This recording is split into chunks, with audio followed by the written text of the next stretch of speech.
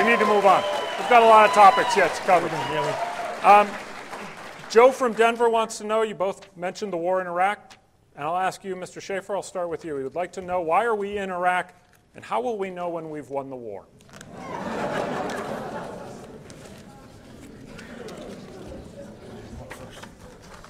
Let me tell you why we're in Iraq, some of the reasons.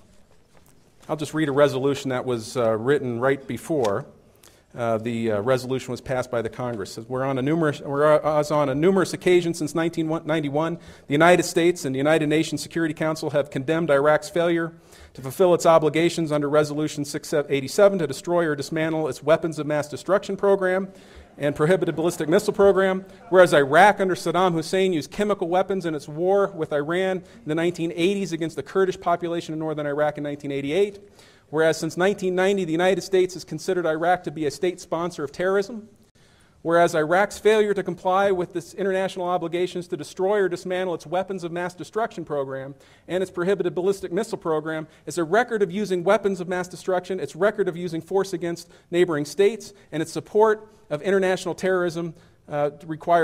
These things require a strong diplomatic and, if necessary, military response by the international community led by the United States. Now, just by show of hands, I'd like to know how many people agree with that statement as a justification for going to war. I point out the Schaffer supporters over here seem to support it.